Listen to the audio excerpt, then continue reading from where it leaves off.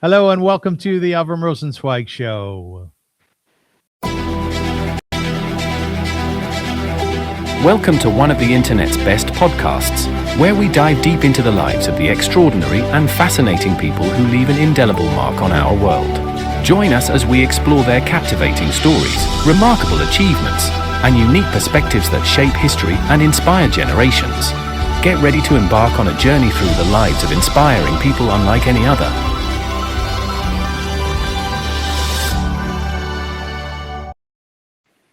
Hello, folks, and welcome to the show. My name is indeed Avrum Rosensweig. You know, some conversations entertain, others inform, and every so often a conversation opens a window into an entire generation, into culture, into identity, into memory, and the evolving story of a people. Welcome to the Avrum Rosensweig Show. Today's guest is Ralph Benmergui. Welcome, Ralph. Thank you. An award-winning broadcaster, first at CBC and then later at Jazz FM 91. Ralph is one of Canada's most recognizable broadcasters, interviewers, and cultural voices. For decades, he has lived in the public square, on radio, on television, and journalism, and in the complicated space where storytelling meets truth-telling. His voice became familiar to Canadians not simply because of his talent, but because he brought something increasingly rare to media: humanity, curiosity, vulnerability, and soul. But behind the broadcaster is a very deep story, the story of a Jewish kid growing up in Toronto, the son of Moroccan Jewish immigrants, a man shaped by questions of belonging, identity, creativity, ambition, and spirituality. Over the years, Ralph has spoken openly about success and struggle, about mental health, about reinvention, about fame, fatherhood, aging, and what it means to remain emotionally awake in a world that often rewards performance over authenticity. This is not merely a conversation about media. It is a conversation about what happens to a person who spends a lifetime listening to others and then turns inward to ask difficult questions of himself. Within that, we will talk about the book Ralph has written. Oh, I Thought He Was Dead is the title, a most compelling title and book. We'll schmooze about Ralph's spiritual coaching and his ordination as a spiritual director affiliated with the Jewish Renewal movement, his approach to God from a universal ecumenical perspective, and his description of God as a verb or a flow that never stops creating. Ralph is the executive director of Aleph Canada. He sees clients individually as a mashpia, an influence, and he runs regular aging to saging workshops. This podcast will be a conversation about voice, and perhaps even more importantly, about finding one's own voice. Welcome to my conversation with husband, father of four, citizen of Hamilton, Ralph Benmergui. How are you? I'm fine, my friend. How are you? I'm doing great. Thank you. I'm so happy to have you here as my guest today, Ralph. We've done this before a couple of times. I've been your guest, but you know, I hold you in such high esteem for your accomplishments in Canada, and one could argue outside of our borders. And then in doing my research once again, you have accomplished so much. Do you feel like you've done something in life? Well, I guess so. I mean, I feel like I've done a life.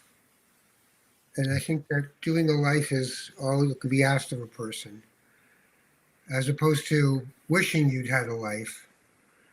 I feel like I have a life and I'm doing my life. And I think I've been very lucky in that I've been able to do things that I believe in pretty well throughout, and shied away from those things that would make me feel like, what am I doing? Not always. Sometimes I thought I believed in something I was doing and then thought, nah, I don't think this is what I thought it was. I hear you. So it's a bit of a circuitous path, like we all have. You know, I one of the things that I came across was that you did a Friday night show. It was like kind of like a talk show, and I saw you in the audience, you know, making jokes, and you have a background as a stand-up comic, and I wondered to myself, was that meaningful to you? And the context of this question is that I did Marty and Avrum a food show for 10 years, which, you know, there were aspects of it, Ralph, which I absolutely adored, and others where I would go to work on a Saturday or a Sunday to do the show and think, what the hell am I doing here? You know? Mm-hmm. Was that Friday night piece meaningful to you? Well, it was instructive. It was what I thought I had wanted since I was a kid. You know, on the back of my book, I thought he was dead. Peter Mansbridge wrote an endorsement, and he said, "You can't change anything. If you use this, you got to use what I said." I said, "Sure," and he said, "I love what he said." Ralph Benmergui was one of the most talented people to ever walk through the doors of the CBC, Yeah. Yeah. and he knew it. He added to that, and he won it all. Yeah, no, but I loved it because it was honest. Because I did think, oh, I'm going to own this town one day. Even when I was doing stand up and walking past, Young and Bloor and Bay and Bloor and looking up at the buildings and thinking, yeah, I'm going to own this. And it turned out Friday night was perhaps the loneliest I've ever felt. Yeah. And yet it was supposed to be the top of the mountain. And I think sometimes for myself, only, speaking for myself, those mountains turn out to be not what you thought they were, and the view isn't that good. And I didn't enjoy myself doing that show. I felt enormous amounts of pressure. Um, I was the first show to open the new broadcast center. I was the first big time variety talk show that they've had since Peter Zosky had done 90 Minutes. And I remember Peter telling me at the time as I was going towards it, you don't want to do this, trust me. And I was like, That's what he said. I'll be okay. He was right. I didn't want to do it. And one of the funny things about it was on a Friday night, we did the show live Yes. across the country.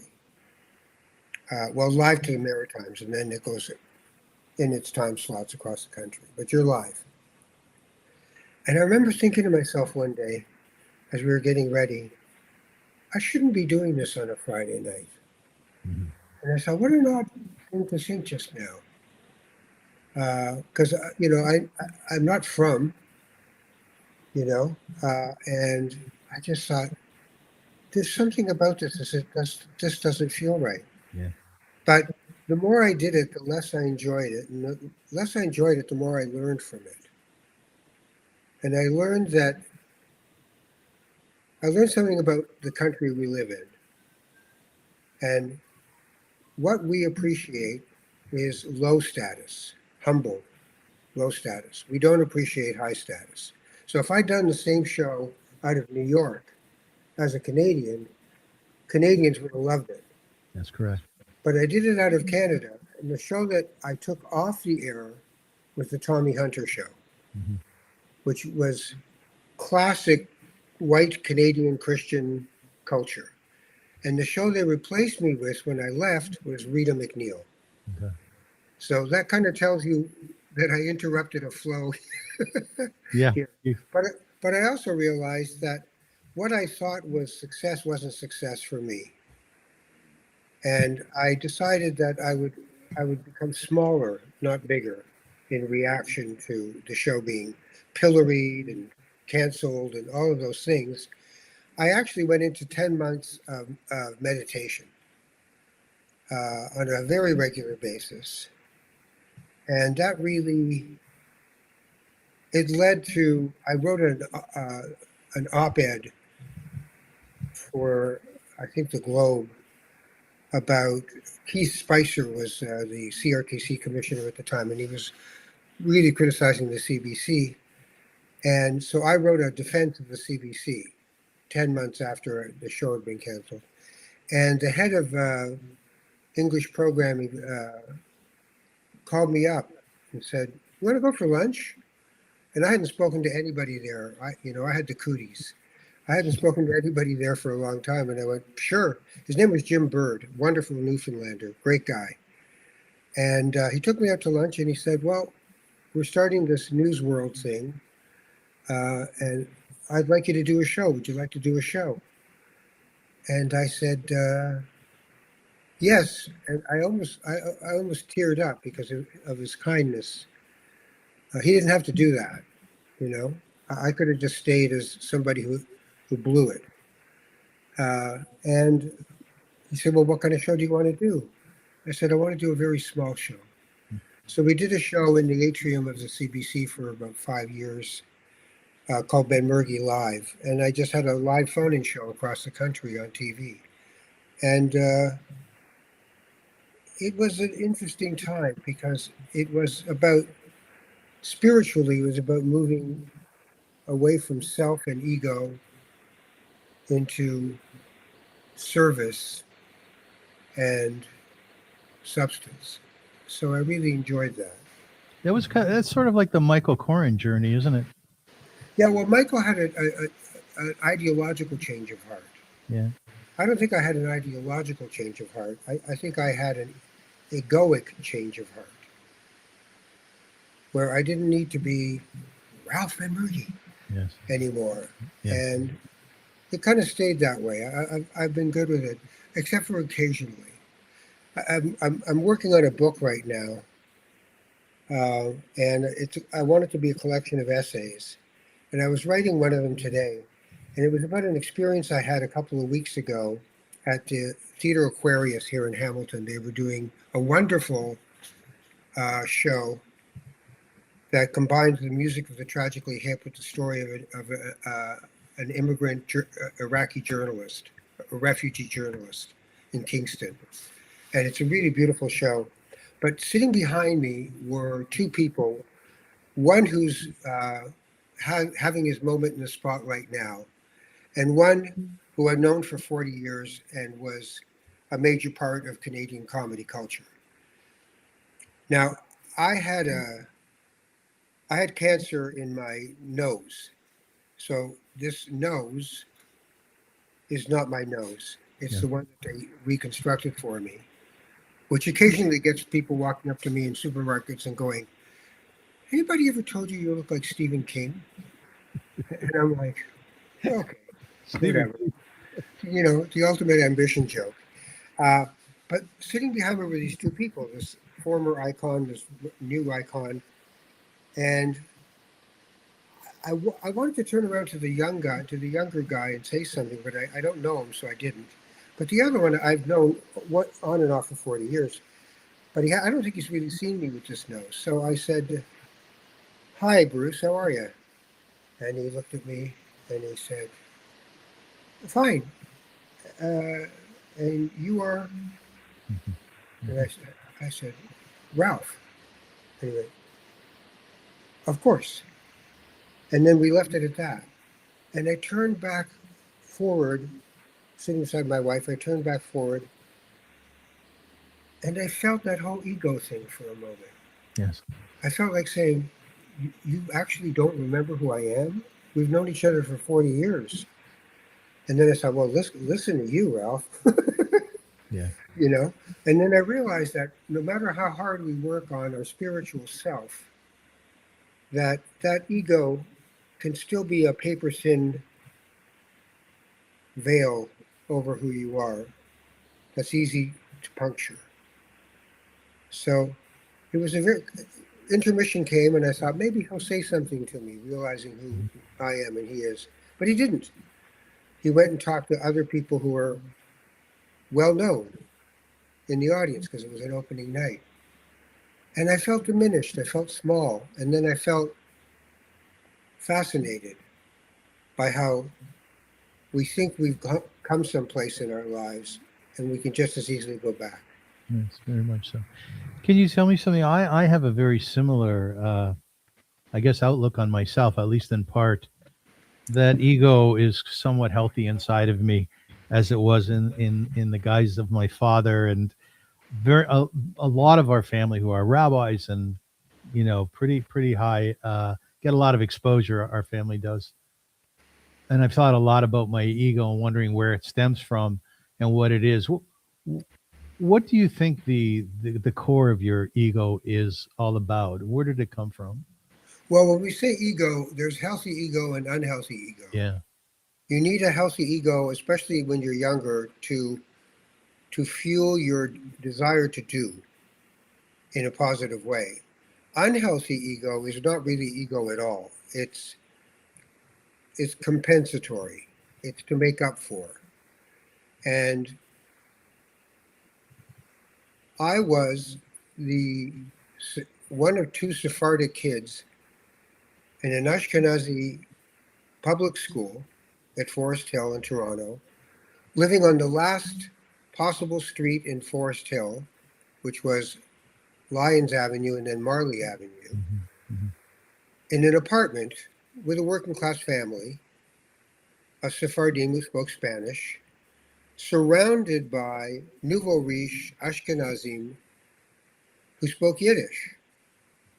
One of them said to my father once, "You don't speak Yiddish?" And what I wish my father would have said would have been, "Well, it doesn't come in handy in North Africa to speak It doesn't Yiddish. work. Right. You know, don't mind us." I mean, nobody paid attention to us when we arrived in the late 50s and early 60s to Toronto and Montreal. Nobody in the Ashkenazi world knew what we even were. I mean, to them, Yiddish was Jewish. You know, I remember I was asked to be on the board of Ashkenaz Festival once, or what I consider it. And I said, "Well, would you change the name of the festival?" And they said, "No, why?" I said, "Well, what's the festival? What am I?" "Oh, you're a Moroccan." "I'm a Sephardi." "Yeah. And this thing is called?" That's good. Right? And so I always had that as part of my identity growing up. I was also the youngest in the family, and you're just a little pisher, you know? There's three others in front of you, and nobody wants to hear from you. And I thought it was ironic that for the rest of their lives and my life, after a certain point, people would say to them, they'd say, "What's your name?" And you go, "Well, Benmurgui." You go, "Are you related to?" Ralph. Yeah. So in our culture, you would have went "Sufre, rabia," which is, you know, eat it, big guy. So there was a part of me that wanted to be redeemed from my lower status. I had very poor self-esteem as a young guy. Yeah. I was heavy. I was obnoxious. And my best friend, 97% Jewish school, my best friend was Greek Orthodox. Yeah. Right? There were three non-Jewish people that I knew of in my school, and I became best friends with two because he was also working class, and we had more in common than I had with the Ashkenazi kids. I didn't have as much in common with them. What was his name? Mike Topolovich. He Are you passed still in touch? away. He He passed. passed away at 43. Rest in peace. Yeah, I love him. I think about him all the time. He's one of my guardian angels. Can I ask you what you loved about him? I love that he, when no one else would be my friend, he was. Yeah. That's one of the bigger ones. I love that we played ball hockey in front of his house every day, and that he was the stud and I was the goalie. You know, and that we found our place. I made him laugh. We hung out. He had a completely different sense of everything than I did. And when we got to our 20s, we didn't have anything in common anymore. He wanted to go into business, and I wanted to go into show business. And there were two different things. We reconnected about 3 years before he passed. Both his parents died in the same year, and I was very close with his parents when we were growing up. I hung out in that house way too long, way too often, because I lived in an apartment. This was a house we hung out. We're going to hang out in my house. There was too many people, 6 people, 3-bedroom apartment. So they passed away, and I said, "You know what?" To him and his sister Maria, who ran the Academy of Cinema and Television for a long time, Geminis and Genies. I said, "I'll buy the house." I bought it. I was remaking it when I found out that Mike had contracted throat cancer. And over the period of that year, he died slowly, and I was living in his house.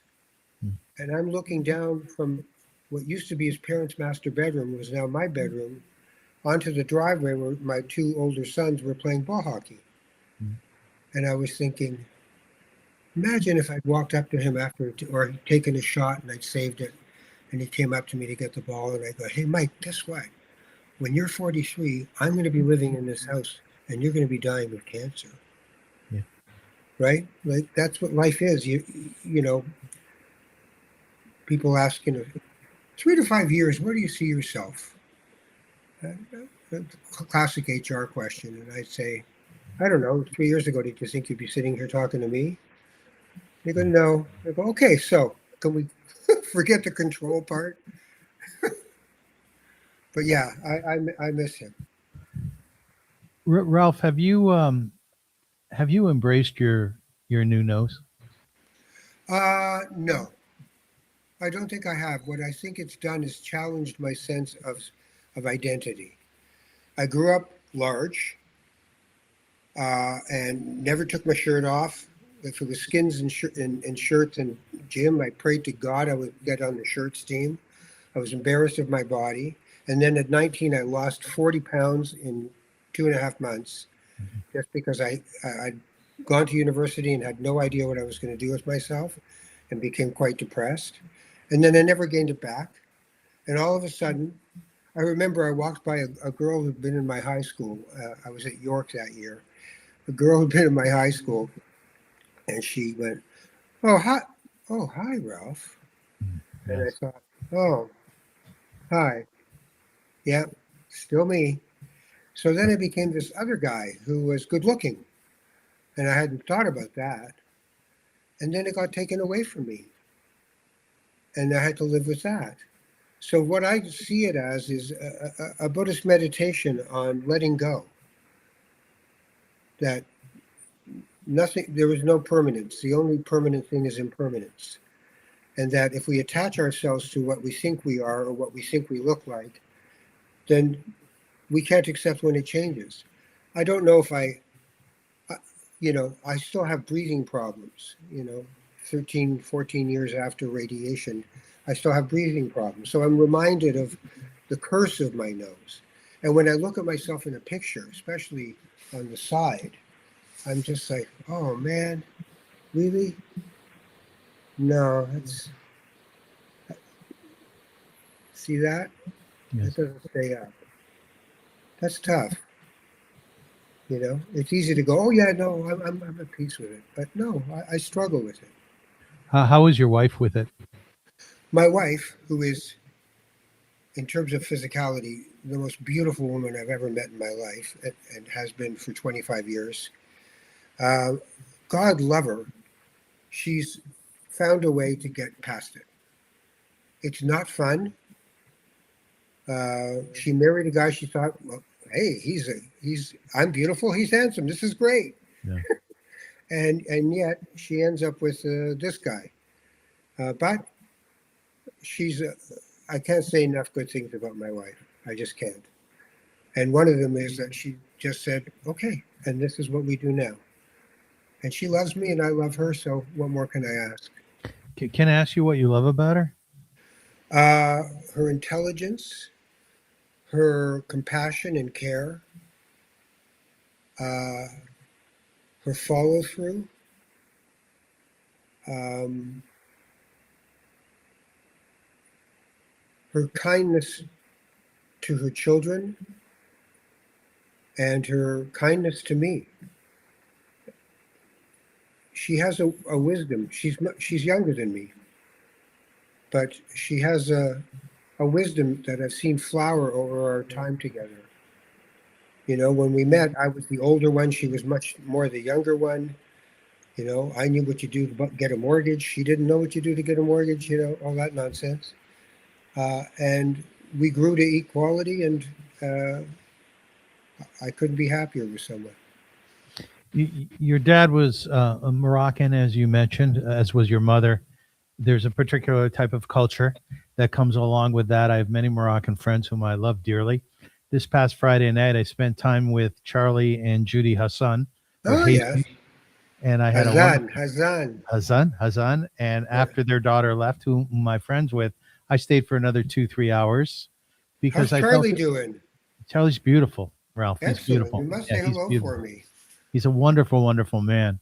And I just felt so safe and so at home. There's a particular type of way, there's an energy that is exuded from many Moroccan families. So my question to you is, what sort of father was your dad? And what sort of father are you in that light? My father was a man who never truly adjusted to being in Canada. We were all born in Morocco. I was born in Morocco. And we came here in 57. And in Morocco, he had status. He was the guy who ran the Jewish hospital, Hospital Ben Shimon. And that my mother was a nurse there. That's where they met. But he was sort of the unofficial administrator of the synagogue, of the hospital. When we came here, he had no credentials. He was a nursing assistant in long-term care facilities and then eventually in Sunnybrook Hospital. So he was the guy who'd take you down to X-ray or change a bedpan or do whatever he had to do. So there was a real loss of dignity for him. Yes. And Morocco was a macho culture. You know, men got to do what they wanted to do, so-called. Mind you, my mother was a very strong woman. Mhm. Short story there. My father is out with his buddies having drinks in Tangier. We weren't part of colonial Morocco. It was an international city. So it was very mixed, European and Arabic and Jewish. And so my dad's out having drinks.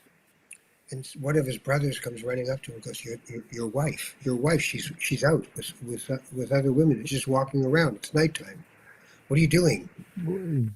So my father goes marching over to give her a piece of his mind. And he starts and she goes, you turn around, go away. I'm going wherever the hell I want. And that was off he went. So I think that's kind of what happened here. My mother adapted well and rose through the ranks of OHIP to become a supervisor of hospital claims. She had about 80 people working for her. My father, it just didn't take. And it was hard for me to watch. I remember when I told him I wanted to be a stand-up or an actor. I think, yeah, an actor. I want to be an actor. And he just went, I said, what? He goes, you want to be broke. You want to be poor. I said, no, I want to be an actor. And he said, well, you wait until a woman makes more money than you, and then you see how you feel. Mm-hmm. And I thought, wow, there it is. There it is. So. What did he do, your father? He was a nursing assistant. He was a nursing assistant. That's what he did. You know, he was the guy in scrubs who just did all the schlep work.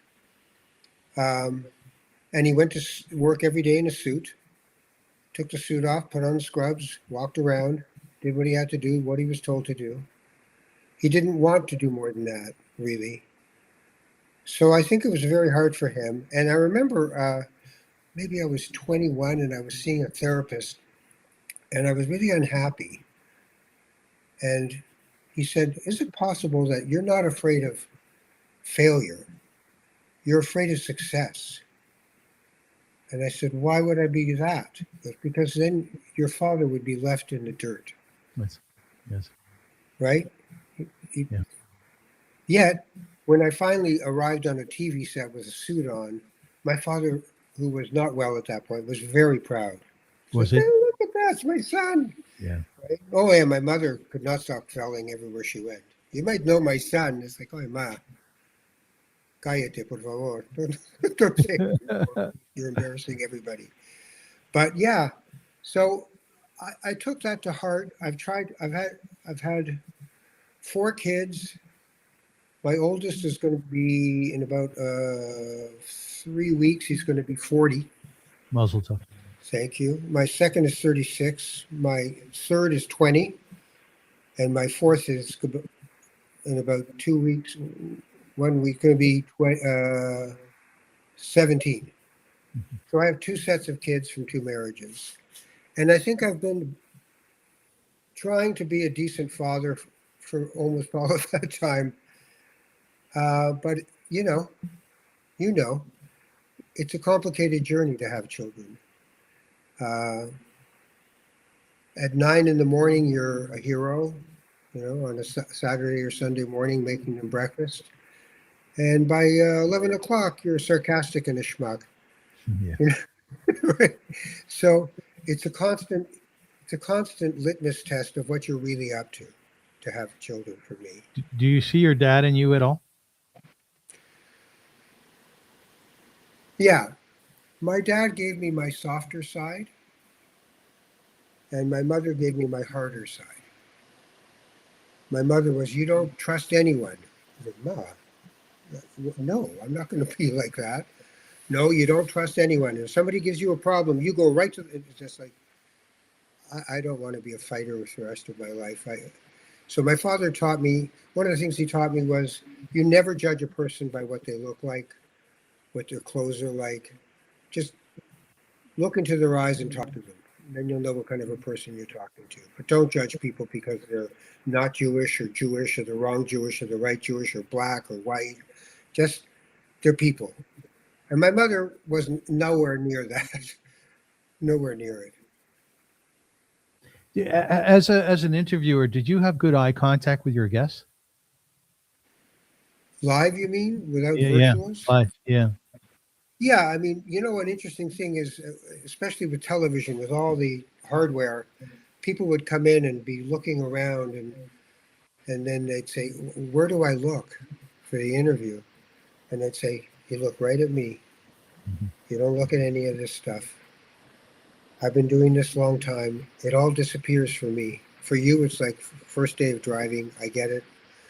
Just look right at me. We're just having a conversation." And then I try to find in a minute or less some simpatico thing that we share so that I can lay a foundation for them to listen and talk and feel safe. You wrote a book. Your title is, to say the least, mesmerizing. I'm going to guess that when people see it on the shelf, that they are drawn to it. I'm going to guess that you've sold a bunch of copies because of the title. And the title is I Thought You Were Dead. I thought he was dead. I'm sorry, I thought he was dead. Yeah, he being a key word here, key pronoun. Why was it a struggle for you to say, yeah, this has come to mind? My gut No, says this. It was no, no, not a no. struggle. No, my wife hated it. She hated. Oh I yeah, can understand both sides. she was just like, oh, no, don't say that. And I said, no, it's about afterlife. It's about after the climbing of the mountain. It's about what I've learned in life. I thought he was, and what happens is when you're no longer a regular daily public figure, like I had been, when somebody would meet me at a party, especially with this different face, they'd say, and this is Ralph Benmergui. And you could see in people's eyes that they were thinking what I often think. Oh, I thought he was dead. Really, people thought that. Sure, because think about when you find out somebody in Hollywood died today, Yeah. 20% of the time you say to yourself, I thought that guy was dead Yeah, already, I mean that is true. Yes, right? So that's that what is it comes true. from. It's I like, had oh, that recently. You're right. yeah, is he not dead? Right? Because once you disappear as a public person, then you must have died, or Right. else you would have stayed on until the day you died, right? That's right. So Okay. yeah, so for me, I liked it a lot because it was about letting go. So even though my wife hated it, I've never had an interview where the book is involved where somebody hasn't asked me about the title. So I think in the end, my instinct was the right one. I had to ignore my wife on that one and go, no, I know these things. This one I know. It's going to be fine. Yeah. No. I like I said, it's in some ways it's a magnificent title. In other ways, it's like, oh, I know Ralph Yeah. Bad, Ralph, I'm wondering, and I'm not trying to be obsequious here. I'm really not. And I've told you this before. You're a classic writer. You're not Thank you. someone who decided they were going to write a book in life and get it out there, and that's the end of my bucket list item. You're a fine writer, and like I said, I've told you this before, and I'm happy to hear that you're writing another book of essays or otherwise. How come you haven't pursued it more? I think it was the last of my voices because I made my living talking. Um, like, for instance, when I wrote the first book, I said to my publisher, I said, my grammar's awful because I never needed grammar in my career. if I put a comma in a sentence, it was to know that I should pause there, Yes. not because it was the right place to put a comma. Yeah. And I certainly don't know where to put a semicolon. And she said, don't worry about it. We have copy editors. Write the book, they'll edit it for grammar, and it'll be fine. And we did, and there was about 700 things where I had to click yes to the change, comma there, no comma there, period there, because I made my living without having to write it down. But whenever I did, I remember I was filling in on the show that replaced Morningside this morning. Sheila Rogers was the host, and she was ill for periods of time, so I would come in and do it, and I had to write the opening essay before the show starts. Minute and a half little essay, and the guy who was the book editor, lovely guy, but scared me all the time, because people in radio treated you, especially if you'd been on TV in the CBC culture, then you weren't as substantial as the people who do only radio, right? That was the cultural divide. Oh, I didn't know So that. I remember Peter, this book producer, he was producing the show that day, and he took my intro stuff, and then he just, cursory glance, and then he started reading it, and he read it, and he came back to me and goes, you could actually write. Yeah. And I thought, oh, that's nice.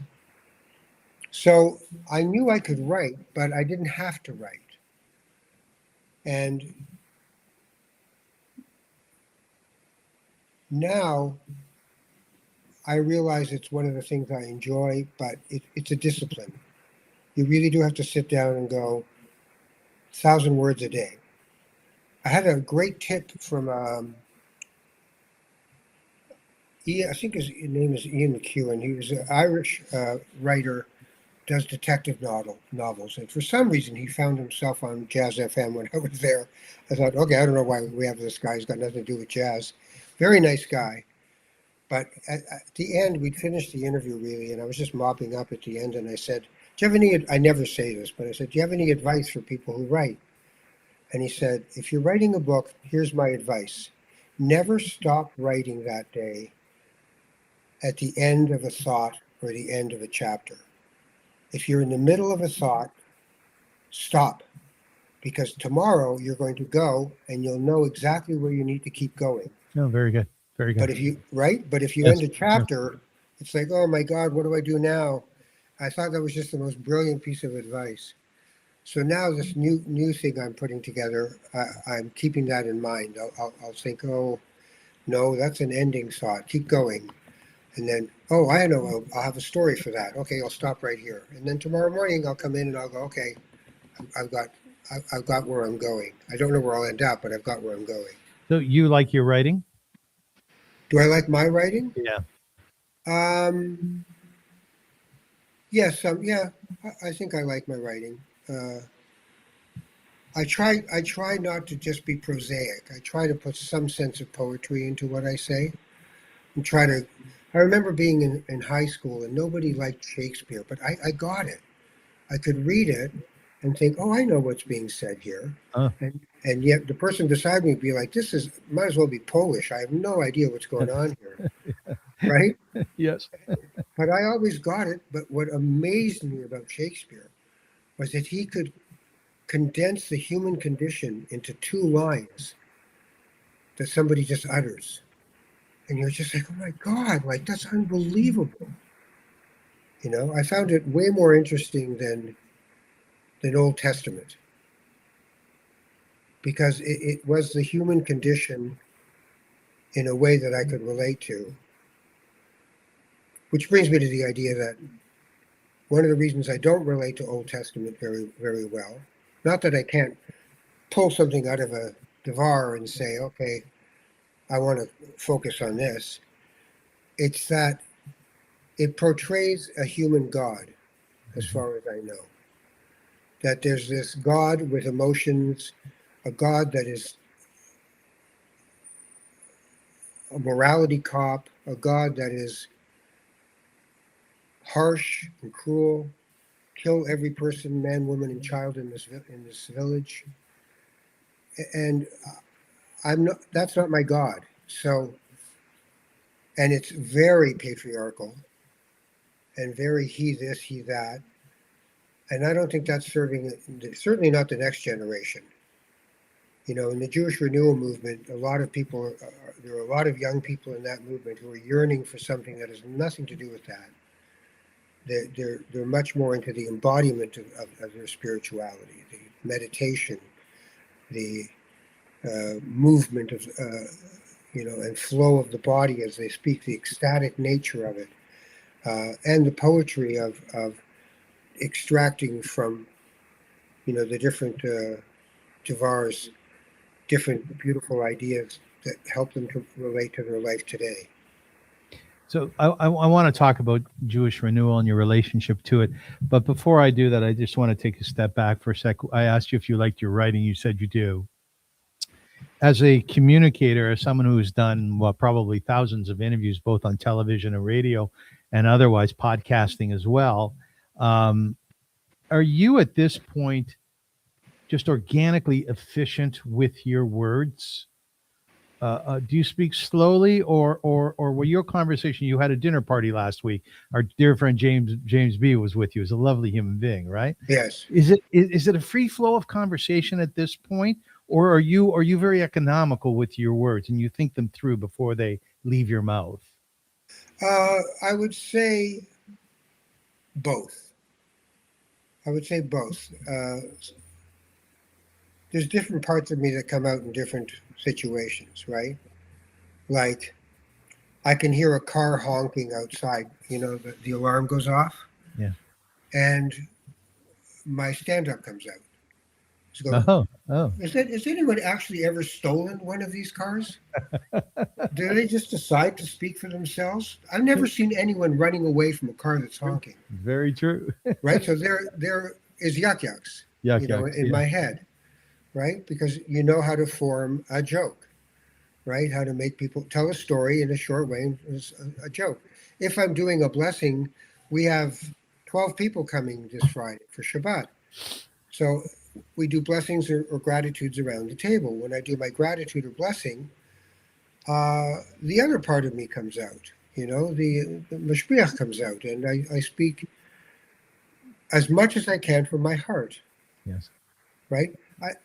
I was in Morocco last May with part of the two youngest of my family, and my wife and I. We were in Morocco, and I was in Marrakesh, and I'm looking down the Medina, the old city, and I'm looking at all the people selling. Every third store is selling what the third store back was selling, and everybody's doing their shtick. And I thought, what if we hadn't left? What if we stayed here? I'd be like really Moroccan. I would have started off in Tangier. I don't know where I would have ended up. But I wouldn't even spoken English. It would have been of very little use to me. I would have spoken French, Arabic, Hebrew, Spanish. Like my parents, Spanish. Those four languages I would have spoken. And I realized that I've spent my whole life with this language, this English, and how to communicate. I've worked as a director of communications in politics. I've worked as a communicator for a post-secondary institution. I've done these things, but it's always about the economy of speech and what to say and when to whom. So it really, different parts of me at least come out in different situations. But I try not to be lazy with it. How do you mean? Well, I'm very wary of Lashon Hara. Yes. Right? Gossiping, speaking badly about people. Yeah. Yeah, the evil tongue. So I try to stay away from that. And when I do say something about somebody that came out of my thoughtlessness, I regret it immediately. Oh, that guy's just an idiot. Just like, oh, come on, Ralph. Really? That's what you got? That guy's just an idiot? Like, how many hours ago were you an idiot? Just be quiet. Stop. Right? In our last couple of conversations, you've brought up the fact that you've had a number of people over for dinner. Is your house perhaps like your parents were? Because all the Moroccans I know grew up in environments where the cousins were over and the friends were over, and not just Shabbat, but during the week and the Sunday nights and so on. Is that what your house is like? Our house, well, we were in an apartment. There were a few people who had houses. The Oziels had, was it 13 kids? I think 12. 12. And they all have Isaacs. So there's many Isaac Yeah, Oziels. yeah. There's Isaac, Right. Isis, Isaiah. Yeah, there's a lot of Isaacs. But so in the Oziel house on a Sunday on Olive Street, Batherston, DuPont area, everybody would show up. All the cousins, they were second cousins. So all the cousins, all the Benmurguis, all the Bengios, we all show up. The kids were, if you tried to get anywhere near where the adults were, you were attacked. Just get out of here. What are you doing here? Get out of here. We're busy. Right? House cloud of smoke, and where the men were, the women were in the kitchen. It was all very traditional.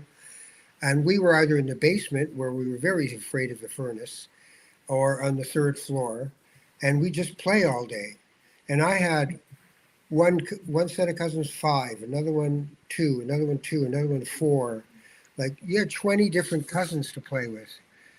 Synagogue was the meeting place for everybody. And Friday night, we actually did almost always just our family, right? And we'd have salmon. And I remember the Pope said at one point that Catholics didn't have to have fish on Fridays anymore. And I said to my mother, Ma, they have fish on Fridays just like us. And my mother said, where do you think we got it from? Right? Right. But, we stood up and Yom HaShishi Vaychulu Vashamayim Vayadetz V'chol Tivam V'chal Elohim Vayom V'sheveim Belachto. And on we went. And then you got to go out. But your house today in Hamilton, is it busy on Friday night? We usually do 1 or 2 a month of inviting anywhere from 10 to 14 people. That's nice. We extend the table. We put out our white tablecloths. We do it with honor. And when people come in, almost nobody's Jewish. There's like maybe 20% of the people who come are Jewish. And what I say, we do our blessings. We light the candles. We do the blessing. And then I say, we're going to go around, and the people who've been there before are all ready for it. But the other ones are like, is he going to swing a chicken over his head? What's going on here? And then I just go, okay, something you're grateful for, someone you're thinking about. And what happens when everybody's finished going around the table is a beautiful thing. The rest of the evening, nobody talks about Netflix. Nobody talks about just stuff. They talk to each other because the person beside them had said, well, my sister's just been put into a long-term care facility and I'm really worried about her.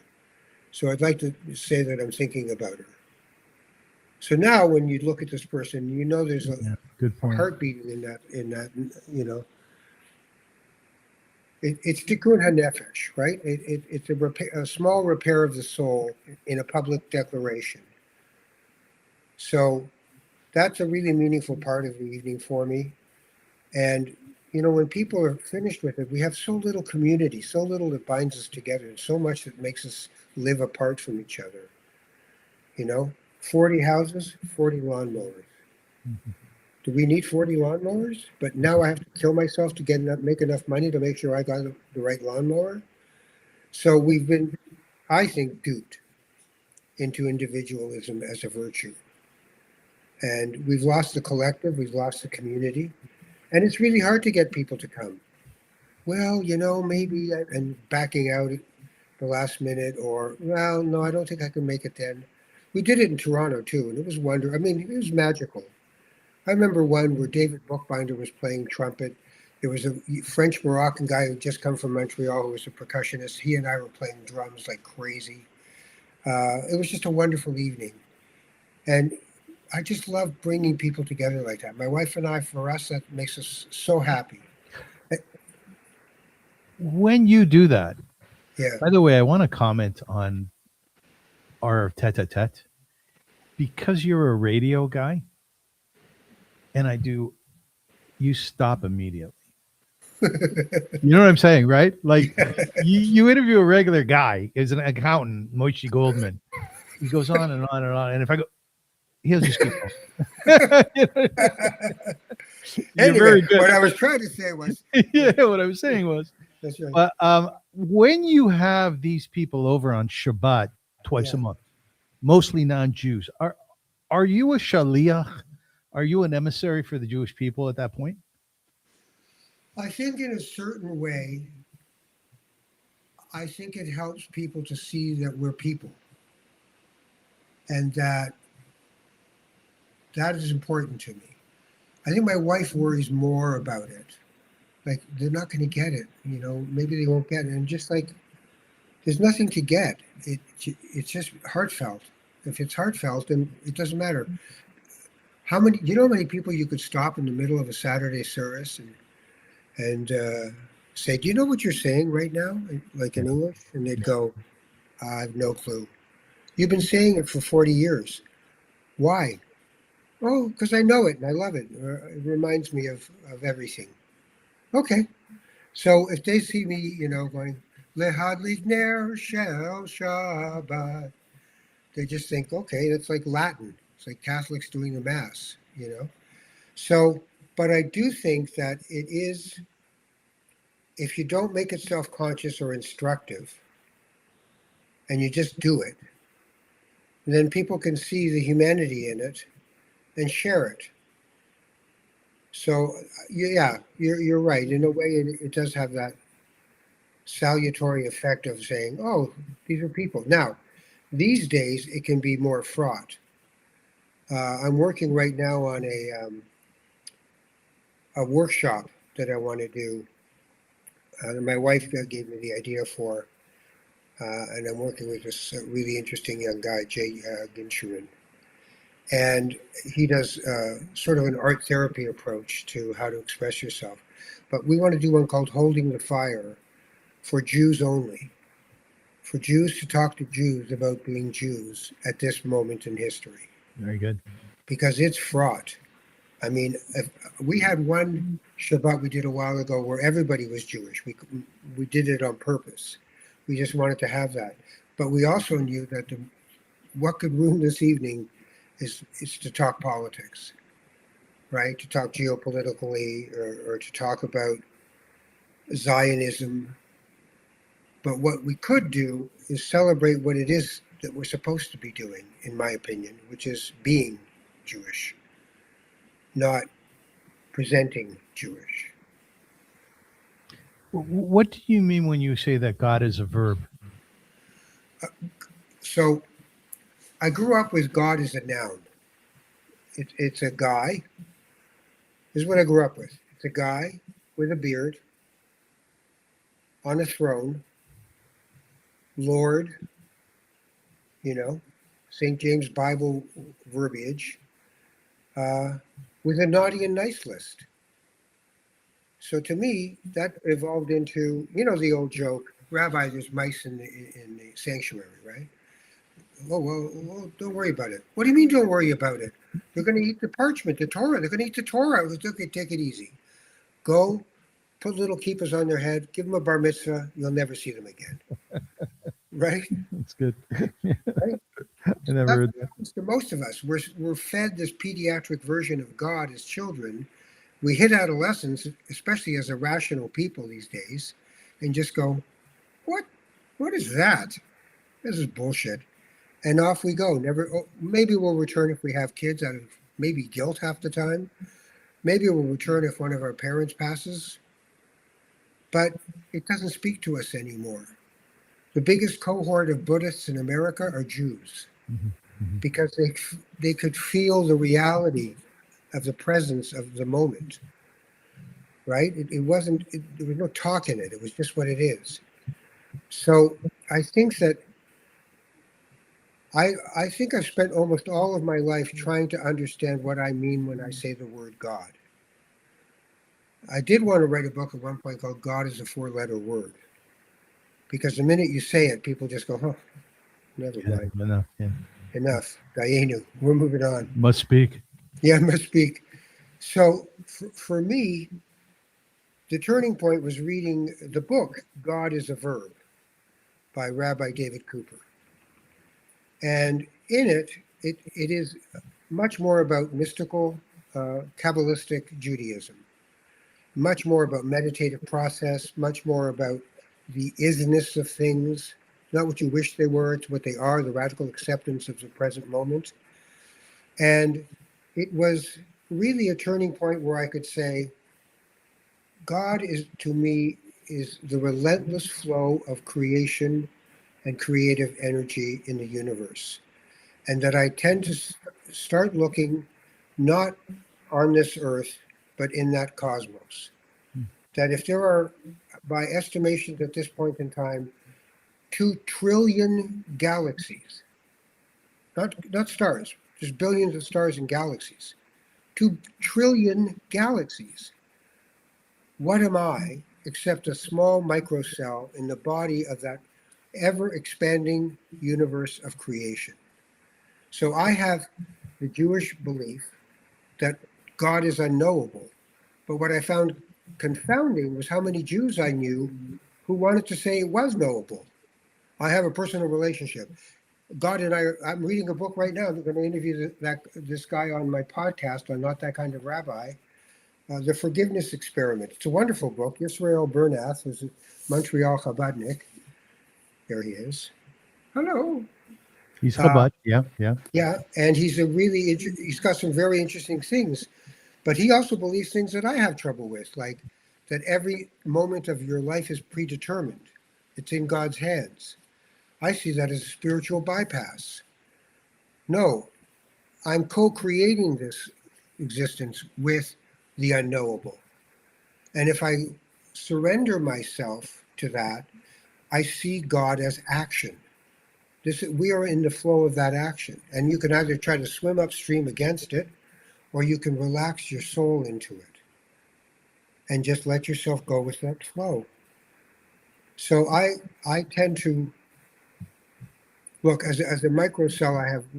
I can either be a cancerous cell or a healthy cell. And like we said before about being a parent, I can be both in the same day. So try to stay healthy cell.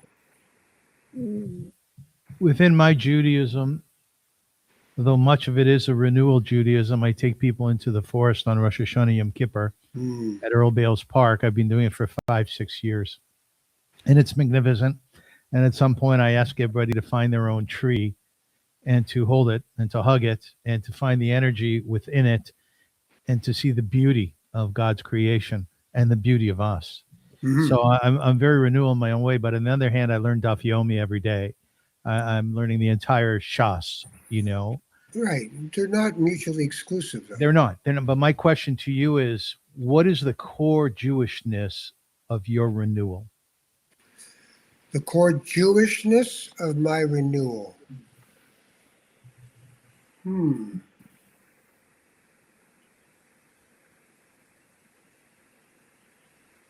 I would have to say it's an earth-based Judaism.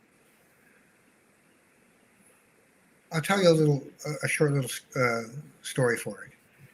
The Sephardic synagogue, Petach Tikva, is right across from Earl Bales Park. It's on Danby, right? Yes. So I don't know how many years back, 10 years back maybe, I went to the service because I just wanted to be with my family members. I hadn't seen them much. And I sat with my cousin, who I used to sit with all the time when I was a little kid at Kippur, I'd be like, when is it over? How much more do we have? And he'd keep telling me. So anyway, we don't take the 2.5 hour horrible break that the Ashkenazim take at Yom Kippur. I can't stand it. It's like, what are you doing? Like, let's just keep going. Yeah. So we take a half hour. So we're headed toward Mila, and I say, okay, I'm going to go take a walk. So I go into Earl Bales Park, and I walk into this little grove of trees, and then I hear this heavy thud of and I look up, and there's a large doe. Large. And my first instinct is, get out of here. You got to get out of here. And I thought, I don't have to get out of here. And I calmed myself down. And the doe was foraging, looking up, foraging, checking me out, and realized, okay, he's okay. And then ate for a while. And then she just turned on heel and da-da-doom, da-da-doom, da-da-doom. Out she went. And I go back to the synagogue and I go, Robin, what? I just saw a deer. Like, I was like nose to nose with a deer. He says, where? I said, in the park. He goes, boy, you really are hungry. You're hallucinating. Right? So that's where he could take it. I took it as every moment in the natural world. Mm-hmm. I have a panentheistic approach to my Judaism. Mm-hmm. That I'm Thich Nhat Hanh, the Vietnamese Buddhist monk Yeah. who created Plum Village. His thing was interbeing. We're not human beings, we're interbeings. We are interconnected with everything. Now, I've spent a lot of my years in the environmental movement, working for the Green Party of Ontario mostly, on and off over the years, and trying to convince people that we are burning as we speak has been very, very difficult. People, right now, for instance, who talks about climate these days? No one. It has been stuffed down to the bottom of our anxiety pit. But for me, that thing you do to understand that everything has spirit, everything is holy, everything is a creation of the creation, is really my Judaism. That's where I live my Judaism, is that I believe that spirituality is a relationship issue between me and myself, me and you, me and all. Mm-hmm. Mm-hmm. Religion is an attempt at community, and it's a fitness program. Shabbat is a fitness program. If you want a spiritual six-pack, do a Shabbat. If you'd like to have a spiritual six-pack, then think about it. You might do it one day. Yes. But do some things that make it ground yourself in a discipline of doing. When I go to the Jewish men's retreat in the States every year with some people, including my sons once in a while, our Kabbalat Shabbat service and our Saturday morning service, I have lots of drums in my studio, but I play hand drums. We have what I believe is a truly deep and rich experience of Shabbat. When I went to God love him, one of the local synagogues recently, 25, 30 people, barely raising their voices. They're at this moment in the service. Hadesh, Hadesh Yameinu. The most beautiful part of the service for me, as the doors are closing on the ark. It's Chaim. Hadesh Yameinu Kekedem. Yes. And they could barely whisper it. Yeah. Because the Ruach, the wind, the spirit, wasn't there. And for me, I think that the kind of Judaism that you feel is very important. So that's a long answer to that. One of the things that you do is you coach people on aging. Are you old? Sure. Yeah. I'm 70. So yeah, thank God. What makes you old? Just chronological time. But otherwise?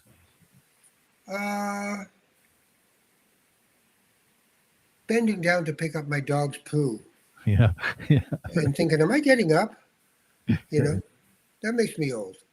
But up here and in your heart. Oh, no. In my nefesh, I think because I grew up in the artist's world, in the showbiz world as some form of an artist, if you don't keep the child in you alive, yeah, you're finished as an artist. You're finished. So all my friends who are from the arts, we all have that in common, is that old on that level my thinking isn't old, my feeling isn't old, but my physicality.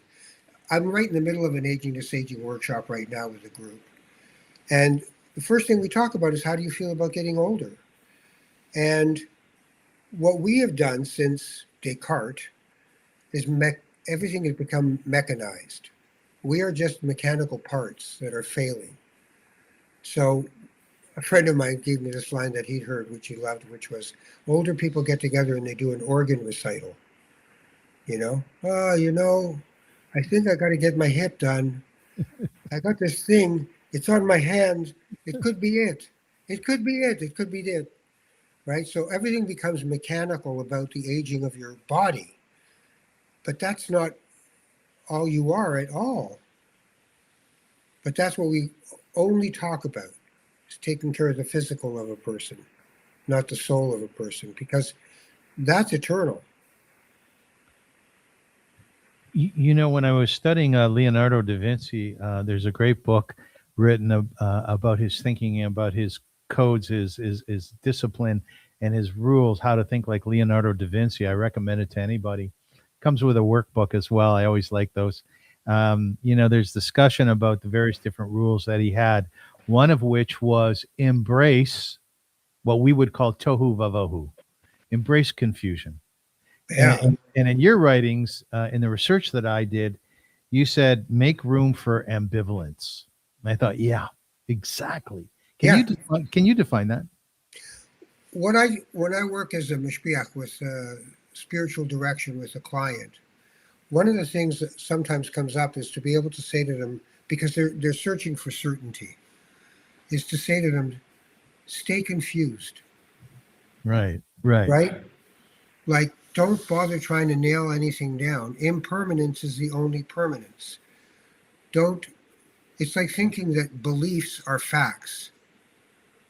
As Jews, we have a set of beliefs, but they're just beliefs. If I'd grown up a Buddhist, I would have thought reincarnation was a perfectly acceptable thing to think. Yes. If I grew up as a Christian, I would accept that Jesus was the Son of God. Given, let's move on. So it's a set of beliefs that we cling to for identity, for commonality, for community. But when I think about this need for certainty, I tend to just counsel people to stay away from it, because that's not humility. Humility is knowing that you don't know. That's why when I talk about God, I don't like the noun. The noun assumes I know. Like when I hear someone from the Orthodox world give me the architecture of the afterlife in detail, I just, inside, I can't help but think, well, that's chutzpah. Yes. That takes a certain amount of nerve to actually think because, buddy, there's this thing built into us that even if it's true, we don't know it yet. Yeah. And we may have known it before, but we don't know it now. So don't worry about it. It's not your business. Your business is healthy cell, cancer cell. Which one do you want to be? That takes more than enough effort, right? Ralph, in conclusion, I recently came across a quote which I thought was very lovely, and I shared it with my dear friend Ellie Rubenstein, whom you know. He's spiritual leader at Congregation Habonim. He just got smicha last week, and it was a beautiful celebration. Nice. Rabbinical ordination. And the quote is basically is that God decided one day that the world couldn't live without you. You were necessary to our world, and therefore he created you. That's a nice message to give somebody on their birthday. Do you feel that way about yourself? I don't think so. I don't, it doesn't, I guess I've always been where we started. I've always thought the ego has its place. Yes. And if you don't mind that part of yourself, then you're subject to exceptionalism. And I love the idea of that sentiment. It's a beautiful idea. Mm-hmm. But I don't need that sentiment to feel that this life has purpose and meaning for me. Yeah, that doesn't help me to know where the next step should be. I I have no idea what God is, but I know something's up. That's all I know. Something is up, and I'm part of it. And it's unbelievable that I get this moment, this blink in the eye of God, to be a human. But after that, I don't expect to be a human. I don't expect anything. But I'm a lot less afraid of dying in this human form than I used to be. Will you see your mom and dad again? No idea. Right. No idea. Right. And to me, if I did, it certainly wouldn't be in this form. Mhm. Wouldn't be my dad looking at me with the same face going, "Hi, how's it been going? What have you been up to?" You know, I just think that that's our small human attempt at making sense of the unknowable. I still want to be, I stay confused. It helps. I do too. I do too. For the last number of months, I've asked AI to create a poem, an ode to, and here I have an ode to Ralph Benmergui. I would like to read it to you. Ralph Benmergui speaks like a man who has spent a lifetime carrying the story of others carefully in his hands. For decades, his voice moved through Canada, through radio, through television, interviews, and conversations, not merely informing people, but making them feel seen. There was always something different about him, not just intelligence, not just talent, but humanity.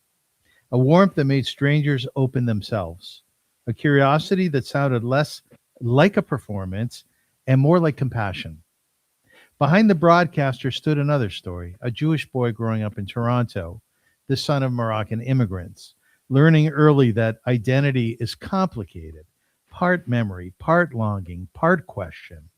Fame came, success came, but Ralph never seemed fully interested in living only on the surface of life. Over time, the interviewer became the seeker. He spoke openly about struggle, about mental health, reinvention, fatherhood, aging, and strange loneliness that can exist behind public recognition. While media grew louder and faster, Ralph kept searching for something deeper: truth, soul, authenticity.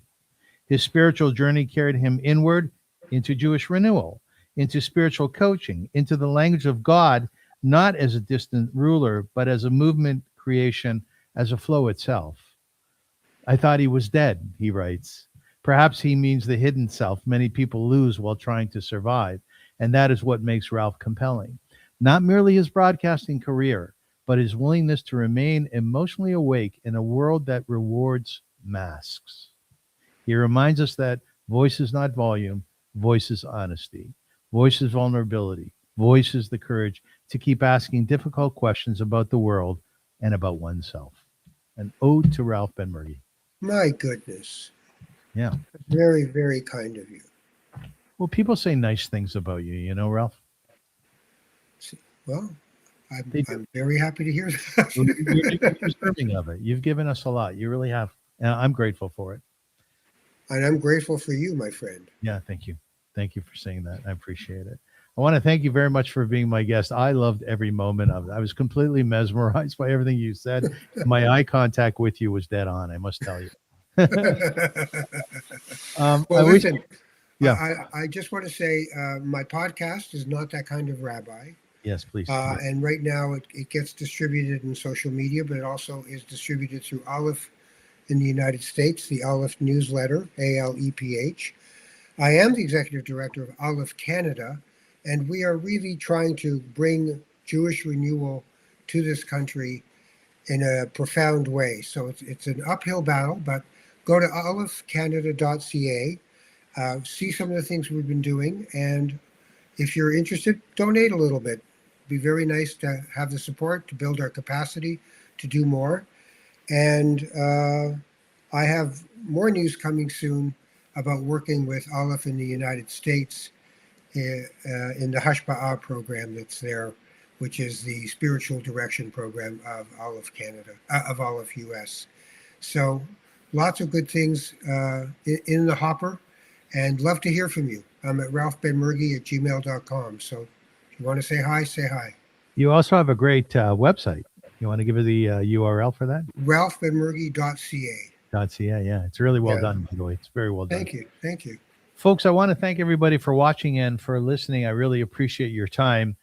Feel free to comment as well.